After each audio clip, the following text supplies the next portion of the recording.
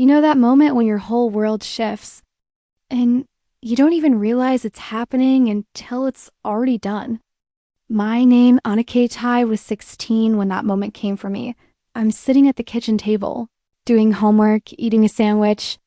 Just a normal Tuesday afternoon.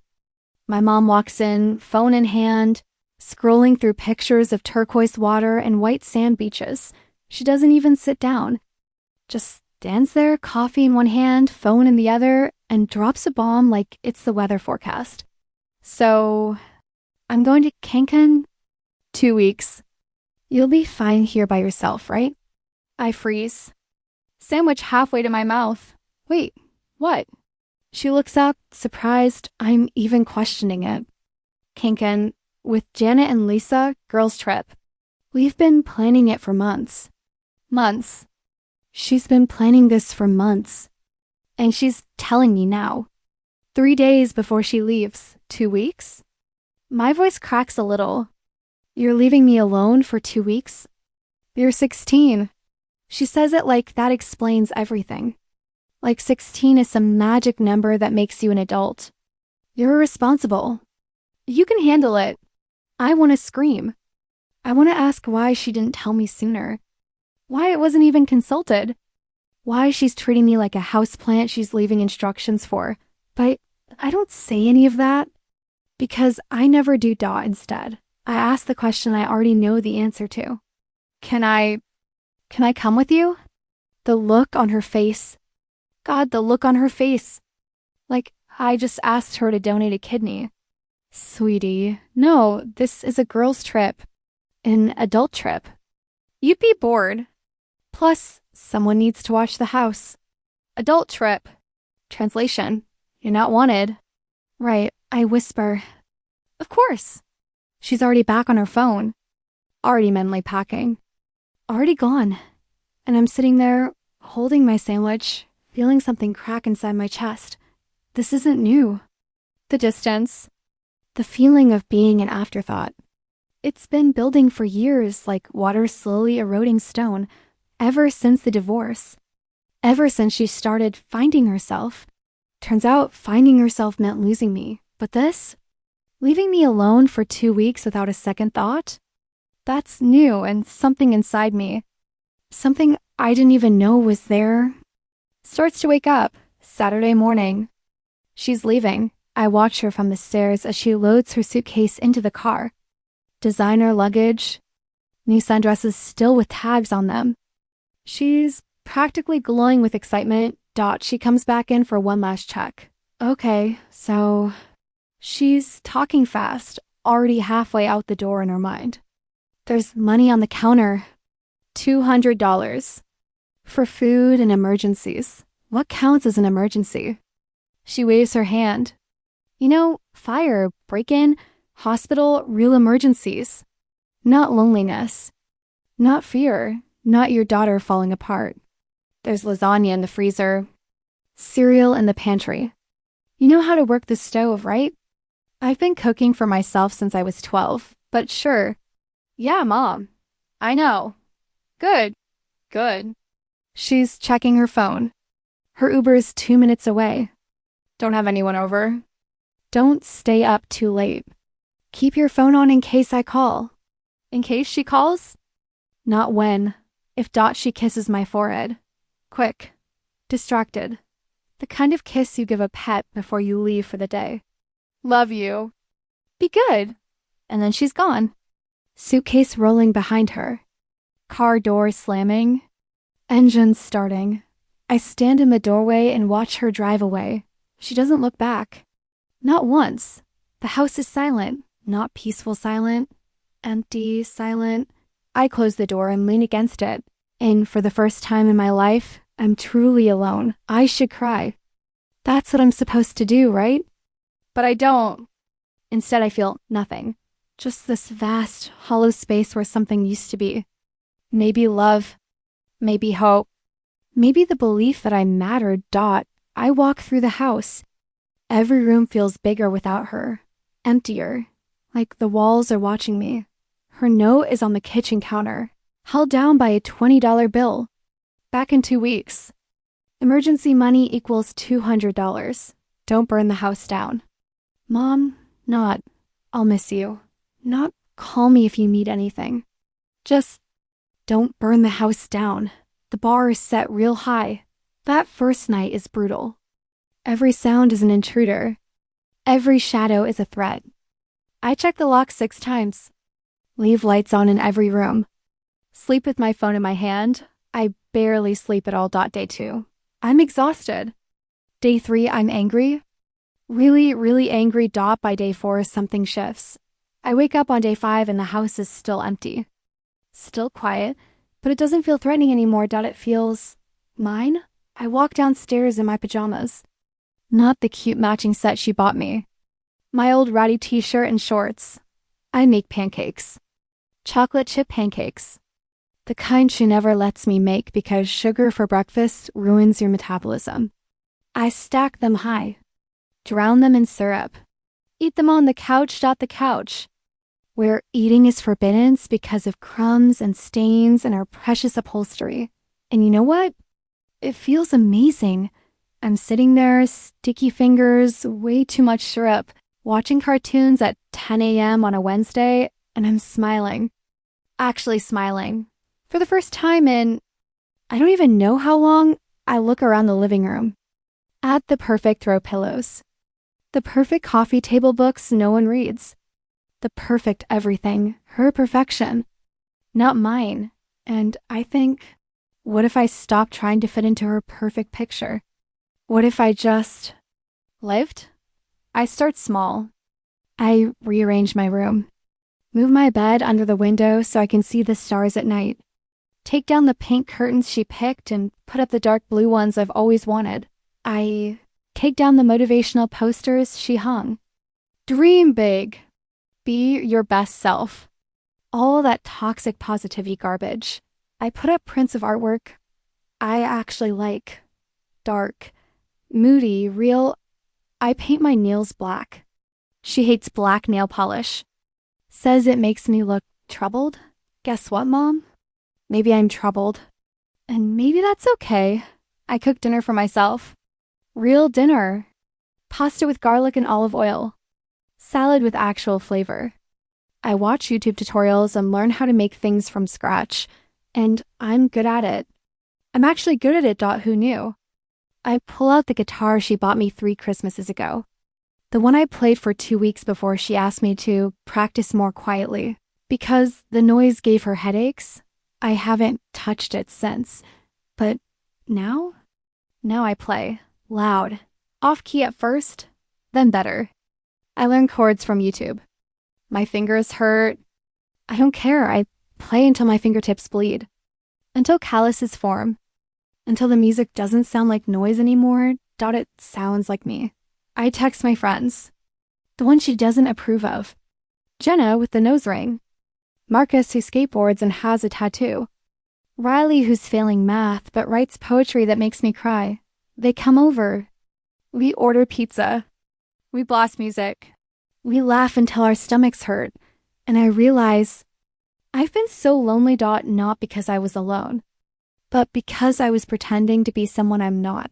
We talk about real things. About our families. Our fears. Our dreams. The things we can't say to parents who don't really listen. Jenna tells me about her mom's drinking. Marcus talks about his dad's expectations. Riley cries about feeling invisible. And I tell them about being left behind. About feeling like a burden. About not being enough. And they get it? They really get it. You're not a burden, Riley says, fierce. You're a person, and she's supposed to see that. I cry. Actual tears. The kind I've been holding back for years, and it feels good. Like something toxic is leaving my body. Day after day. I become more myself. I stay up late. Read books she'd call inappropriate. Watch movies she'd say are too dark. Listen to music she'd call angry noise. But it's not angry. It's honest. It's real. It's mine. I look in the mirror on day 10 and I barely recognize myself. Same face. Same eyes. But something behind them has changed. I'm not scared anymore. I'm not performing. I'm not trying to be perfect. I'm just me dot, and for the first time in 16 years, that feels like enough dot day 14. She's coming home today dot I clean the house. Put most things back. But not everything dot my room stays mine. The guitar stays out. My black nail polish stays on. These are non-negotiable now. I hear a car in the driveway and my heart starts racing. But not from excitement, dot from anticipation. Like I'm about to meet a stranger. The door bursts open. I'm home. Her voice is sing-song, happy, carefree. She breezes in with her luggage. Skin golden brown, hair sun-bleached, looking 10 years younger. Vacation looks good on her. She looks at me. Really looks. And I see it. The moment her smile falters. Hey, honey. She's scanning me, confused. Did you do something different? No. Your hair? Nope. You look different. She shrugs it off, pulling her suitcase toward the kitchen. House looks good. No disasters? No disasters. She starts unpacking groceries, talking a mile a minute about the trip. The resort. The spa. The excursions. The restaurants. She talks for 10 straight minutes. Not once does she ask how I was. If I was okay. If anything happened, not once. And that's when it really hits me. She doesn't even think to ask. I'm not even on her radar. So, she finally says, putting milk in the fridge. Did you miss me? The question hangs in the air like a grenade. Old me would have said yes. Would have smiled and asked about her trip and made her feel good. New me looks at her. Really looks. No. The word drops like a stone. She freezes. Turns slowly. What? No, I didn't miss you. Her face goes through 5 emotions in 3 seconds. Shock, hurt, confusion, anger. That's a really hurtful thing to say. It's a really honest thing to say. Excuse me? Her voice goes sharp. That tone! The one that used to make me shrink dot, it doesn't work anymore. I didn't miss you, Mom. Actually, I was fine. Better than fine. I don't know what's gotten into you, but you need to check your attitude right now. I don't have an attitude. I have honesty. Maybe you're just not used to it. Her eyes go wide. Do not speak to me like that. I'm your mother. You're right. You are my mother. I stand up, look her right in the eye. So where were you? I was on vacation. You knew, no, not for 2 weeks. For years. Where have you been for years? She steps back like I've slapped her. That's not fair, isn't it? My voice is rising now, but I don't care. When's the last time you asked me how I really am? Not, did you do your homework or are you staying out of trouble, but how am I? What do I care about? What do I dream about? Who am I? I ask you all the time. No, you don't. I'm not yelling. My voice is steady, strong. You ask if I'm behaving, if I'm meeting your expectations, if I'm being the perfect daughter you can show off, but you never ask who I actually am. Silence. Thick and suffocating. I was gone for 2 weeks, she says quietly. What happened to you? I grew up. I look at her, really look at her. And you weren't here for it. Again. Her eyes fill with tears. And part of me wants to take it back. Wants to apologize. Wants to make her feel better. But I don't, because I'm tired of making myself smaller so she can feel comfortable. I need to unpack, she whispers. Grabbing her suitcase and practically running upstairs, I stand in the kitchen, heart pounding, hands shaking. I just stood up to my mother, and I don't regret it. The next week is awful. We barely speak.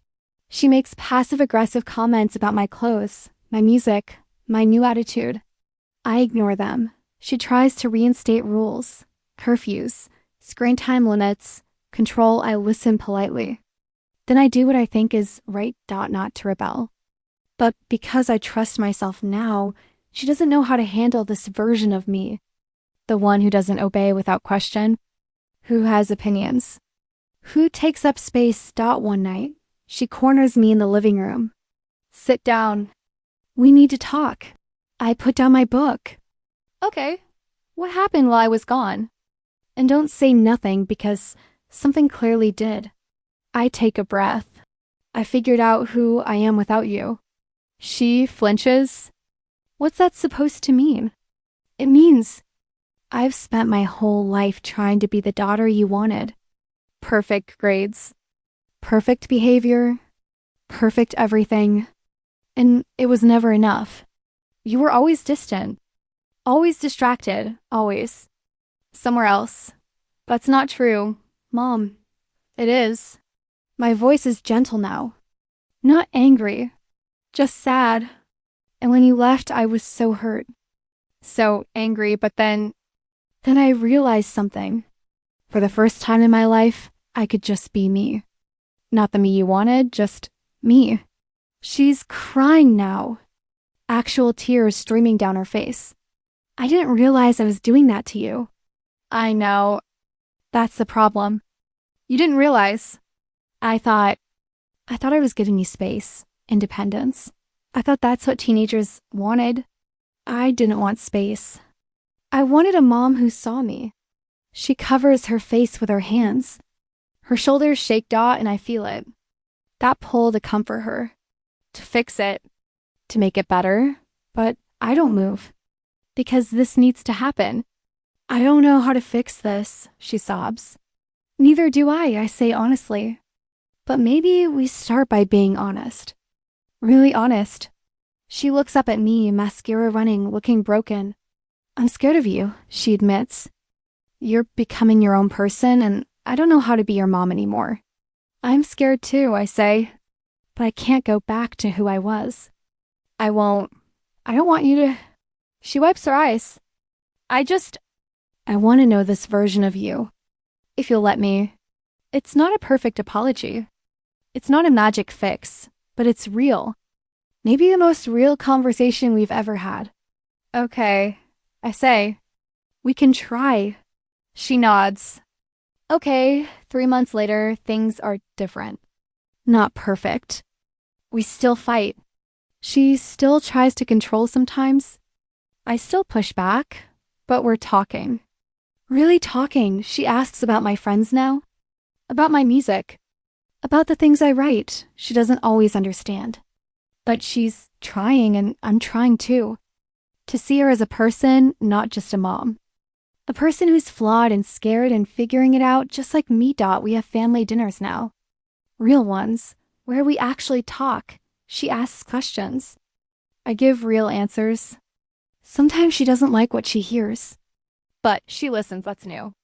And it's everything. I'm in my room tonight, guitar in my lap, playing the song I finally learned. She knocks on my door. Can I listen? I almost say no. Out of habit. Out of protection, but I don't. Sure, she sits on my bed. I play. It's not perfect, but it's mine. When I finish, she's crying. That was beautiful, she whispers. Thanks. I'm sorry I told you to stop playing. I look at her. I know. I'm sorry for a lot of things. Me too. We sit in silence for a moment. Comfortable silence. The kind we've never had before. You really did change while I was gone, she says. Yeah, I did. I'm glad. She squeezes my hand. I like this version of you. She's brave. And honest. And strong. My throat tightens. You really mean that. I really do. She leaves, closing the door softly behind her, and I sit there, guitar in my lap, tears on my cheeks. I'm 17 now. A year has passed. My mom and I aren't perfect. We still have hard days. Days where we fall back into old patterns, but we're building something new.